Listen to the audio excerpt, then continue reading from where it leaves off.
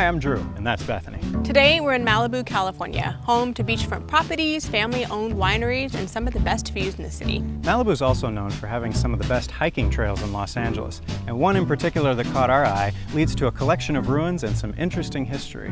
Join us as we hike Solstice Canyon, coming up on Odyssey.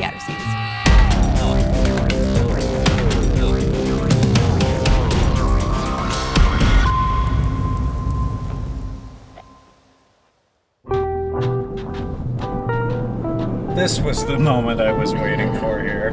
Quite a view. Haven't seen that in a while. I know. We don't come out here near often enough. Speaking of which, you want to just go to the beach today and blow off this whole episode thing? Sure. Well, the beach is closed. Yep. From Santa Monica, take the Pacific Coast Highway Route 1 west into Malibu. In about 15 miles, turn right onto Corral Canyon, and around the bend, you'll see the parking lot for Solstice Canyon. Corral Canyon.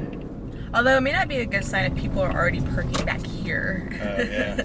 And it just opened. It's like 15 minutes ago. Yeah, the parking is open at 8, but the trail's open at 9. We're not as early as we thought we would be. Yeah, that lot's full. We did have to park kind of far away, but that's okay because we parked by the beach and it's nice out. Yeah. So with this, you can pick any trail that you want to. Right. But if we stay on this main one, we should run into our first set of ruins in a little bit. Oh, a bridge. A bridge across the creek. Is there a lot of water in the creek? Not too much today. Oh, look, is this our first set of ruins up here? This must be the Keller house. All right. Oh, do they have it protected for restoration purposes or something? Well, I imagine they have to, or else everybody would be inside of these. Yeah. Originally, Henry Keller built a cabin in this spot in 1903, but that burned down. So he built a new structure made of more durable materials. And that one burned down too. Well, I think they added like a deck and everything that was made of wood. So with that fire, I imagine that it caused more damage than they would have liked. So just the stone remains. But since this is still standing, that means it is one of the oldest structures in Malibu. But I think there's more to come. Yes, that's true. Even though this is pretty awesome, it's not our main attraction. All right, well, lead on. Coming up. So now we're on our way to stop number 2, the Roberts house. Not too much further ahead. Hopefully it's right around this next corner because I'm getting thirsty.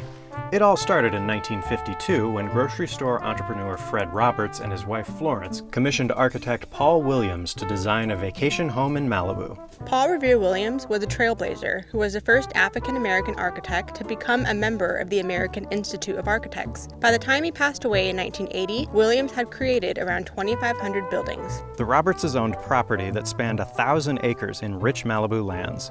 The couple worked closely with Williams to make sure their dream home incorporated the outside with the inside.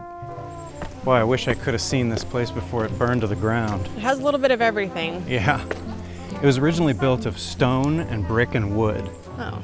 So obviously most of the wood is gone now from the fire. Yeah. Roberts actually asked the designer to incorporate an elaborate fire suppression system into the house, but then after Roberts died, the house fell into disrepair. And then when the 1982 Dayton Canyon fire swept through, it took the whole house with it. Well, almost the whole house. They wanted a lot of water flowing through the house, so that was part of the design, is to make it look and feel more tropical. Yeah, like fit into the landscape. There used to be a bathtub somewhere, but now I can't find it. Oh yeah.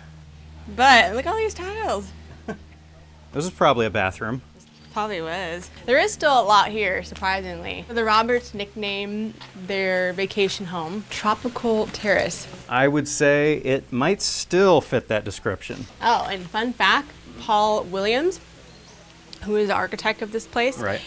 we know him from designing the main estate gate of Murphy Ranch. Yeah, he designed that gate, that's right. Check out that episode, we'll put a little link up here or something. Yeah, somewhere.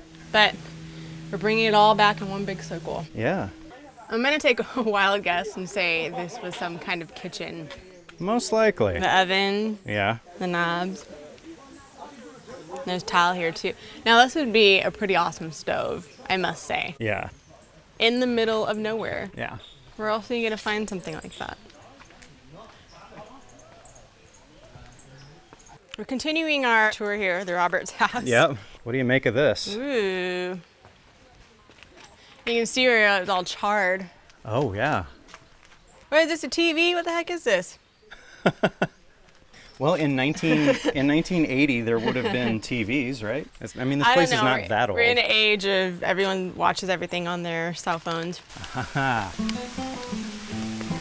You know, no hike in Malibu would be complete without a visit to a waterfall. It is the exclamation point to hikes. Yeah, and Solstice Canyon does not disappoint. That is a gorgeous waterfall. I wonder if this was a popular spot for the Roberts to come. Oh, no doubt. This is probably why they built the house right there, is because this creek is amazing. For, you know, have a snack out here, enjoy the scenery. It's not the biggest waterfall in Malibu, but it is in one of the most perfect spots. That's true.